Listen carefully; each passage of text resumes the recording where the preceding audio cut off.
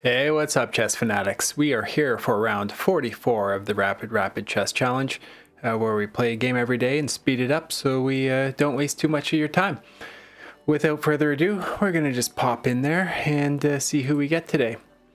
Hopefully everyone's having a good day. We're currently rated 1627 with an opponent rated 1642, obviously out of the UK. And we are going to continue with the traditional London, or I guess some people consider the accelerated London in some scenarios, where we'll play e3, bishop d2, and ultimately bring the queen out to f3, or sorry, d3.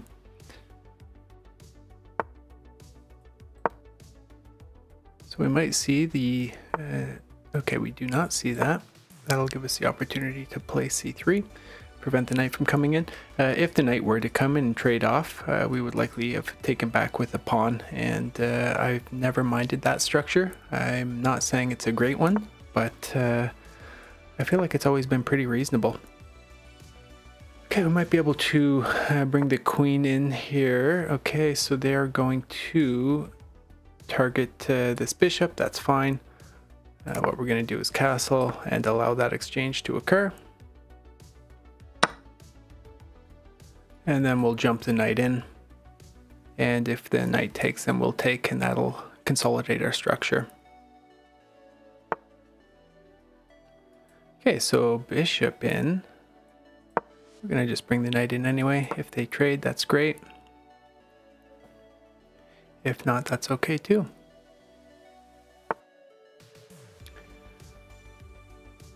Oh, okay, so they kind of undeveloped the knight, potentially, I don't know, it'd be weird if they're looking to go over here, but maybe they are.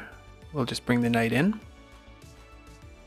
Now normally we'd go queen c2 here, kind of create this nice diagonal, but okay, that is what they do. It seems a bit wasteful. I guess they really want to target this pawn for some reason. Yeah, I don't know what the thought process is. I mean, realistically, it wouldn't bother me to play g3 in this scenario, because we can just bring the rook out, and we can always just deploy the bishop down to f1, and we're not really weakening the light squares all that much, and the light squared bishop does not have a lot of scope on our position at this point in time. If they take, we'll likely just capture back with the pawn, which they do. Great. And we'll put the question to the bishop. Where are you going? It looks like e7 is the likely response here. Okay. I mean, let's take stock here. Most of our pawns are on dark squares, so let's just eliminate that bishop, and what we can do is bring the rook over to the e file, and we'll transfer the knight to f1. And let's see, I mean, if they happen to play f5, we could consider f4. But we likely would not. Okay.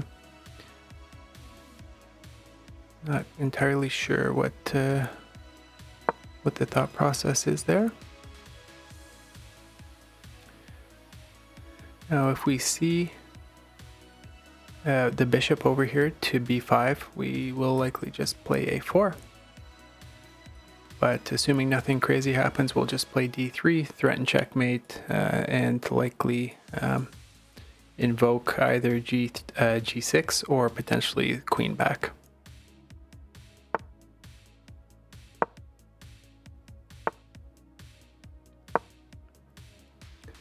Okay, attacking the queen. Again, it's going to be hard to get this diagonal open. Okay, and what we will do is start bringing in some rooks. Okay, before they close this down, we will try and I think this would be a good response. Yeah. And what if we go here? So take, queen over, take. We'll see what happens. Obviously, bishop takes queen.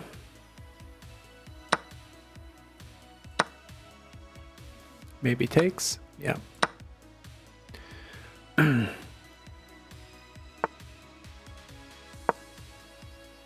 think what we'll be looking to do is push a4 here.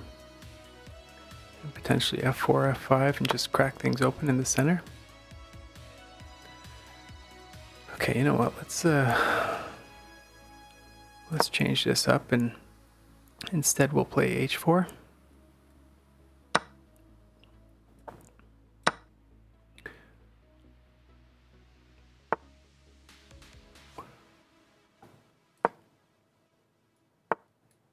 So he can double up, that's fine. If they play check, we've got lots of space here. And if he takes, we take, we're able to keep f2 protected. Actually, if check, we might look to just play. Okay. And if check, great, we'll just bring the king up, that'll help us out.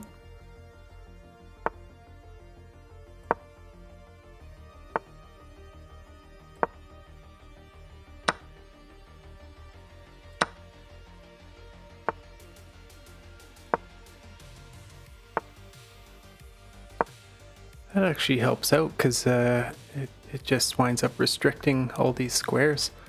Makes it very difficult for our opponent to get through.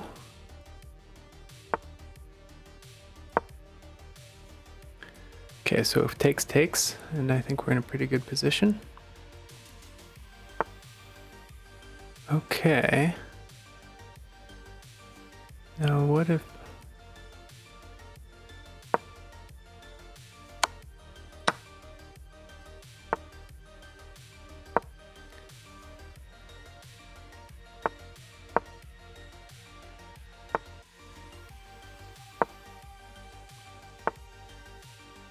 Okay.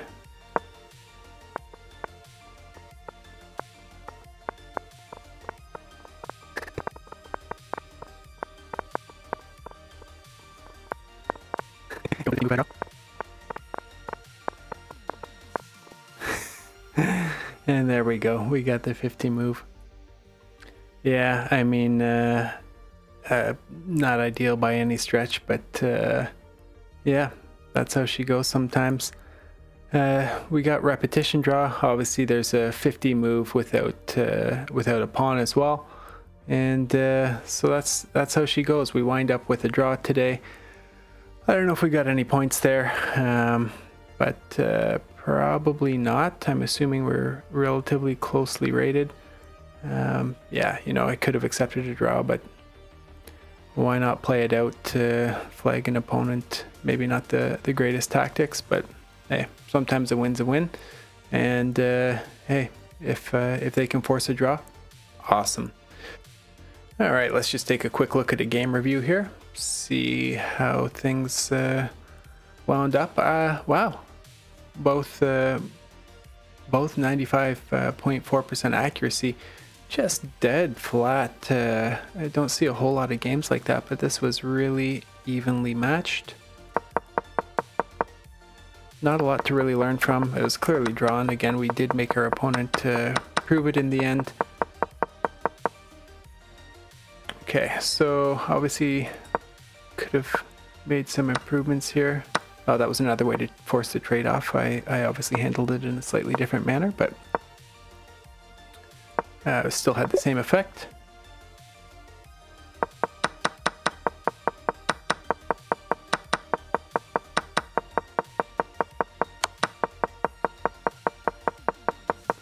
Yeah, obviously nothing notable here. It's going to just rip through an insane amount, and I'll likely just cut this out, but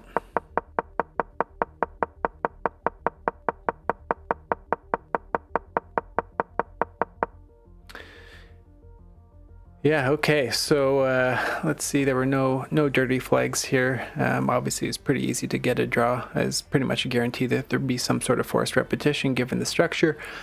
Yeah, both played at a 2300 rating. It was a good game, all in all. Yeah, that's all we got for today. Thanks a lot, and see you tomorrow. Bye.